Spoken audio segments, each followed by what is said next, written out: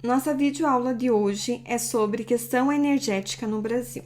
Em 1997, o Brasil assinou o Acordo de Quioto. E por este protocolo, o Brasil precisou estabelecer algumas leis visando uma queda gradual da utilização de lenha e carvão vegetal e também de derivados de petróleo.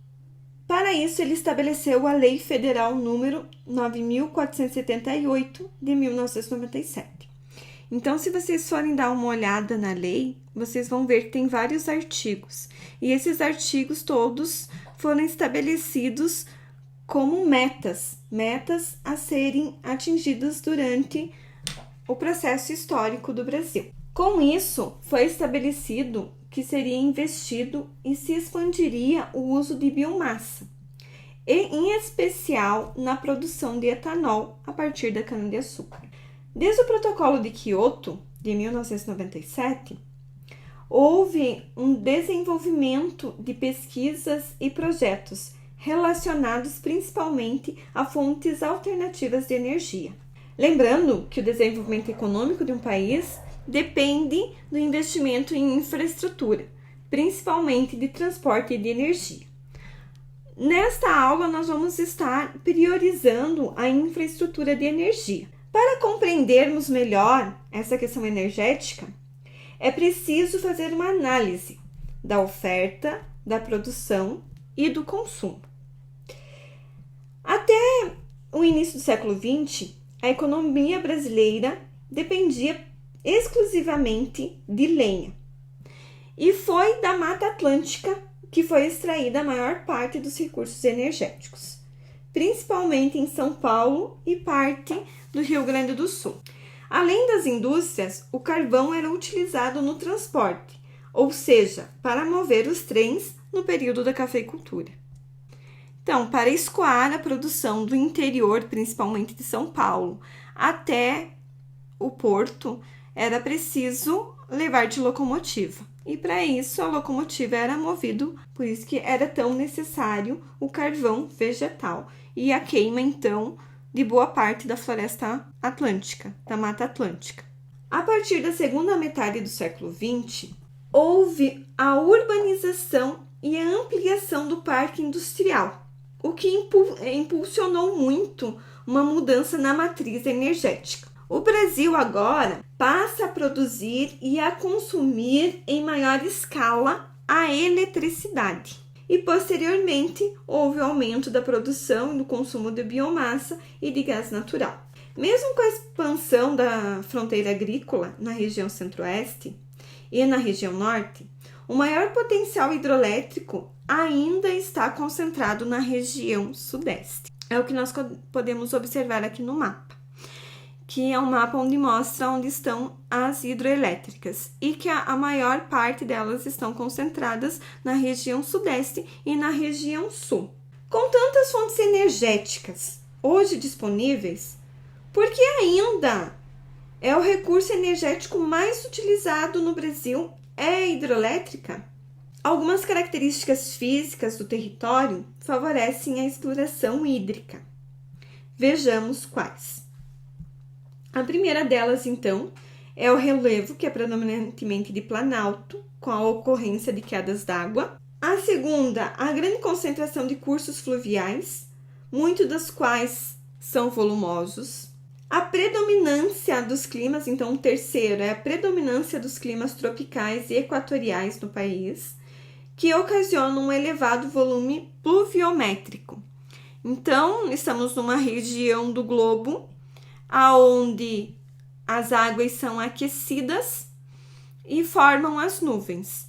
Então, isso faz com que os nossos rios tenham um volume que sejam caudalosos e que sejam ideais à construção de hidroelétrica. Lembrando que mesmo havendo muitas vantagens na construção de hidrelétricas, e uma das principais é porque elas não liberam CO2 para a atmosfera, elas acabam causando impactos ambientais.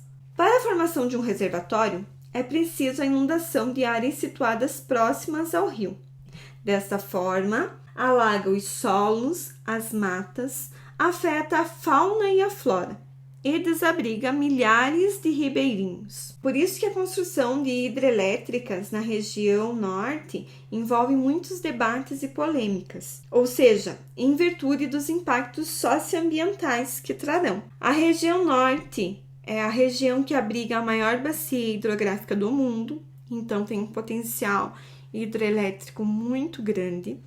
Mas, em contrapartida, nós temos a questão ambiental e também a questão de que muitas pessoas nessa região vivem dos rios, vivem daquilo que é retirado dos rios. Aí vou falar sobre 3 hidrelétricas que foram motivos para muitos debates, para muitas discussões entre autoridades e ambientalistas. Então, a hidrelétrica de Belo Monte, que está situada no rio Xingu, ela produz 11.233 megawatts. São Luís do Tapajós, com 8.981 megawatts no rio Tapajós. E a hidrelétrica de Santo Antônio, com 3.150 megawatts no rio Madeira. Então, essas 3 hidrelétricas, elas estão localizadas na região norte, mas nos 3 casos foram motivos para muitos debates, para muitas discussões, mas quem venceu foi a questão da necessidade da geração de energia, foi uma questão governamental. E assim eu encerro a aula de hoje. A nossa próxima videoaula será sobre a energia do petróleo, a energia térmica e a energia de biomassa, também referente ao Brasil.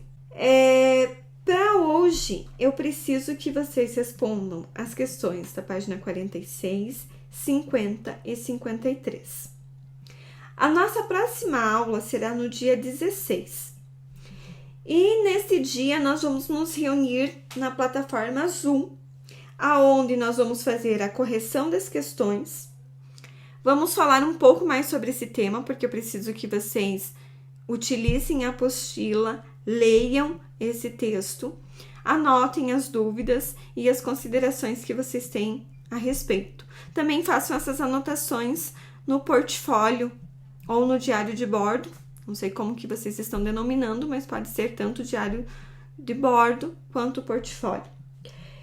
E neste dia que nós vamos estar reunidos, eu vou lançar também um desafio, que é uma atividade avaliativa. Então, é muito importante que todos estejam presentes nesta plataforma. O dia, o horário e o endereço certinho eu mando no aviso. Tenham um bom dia, até a próxima aula.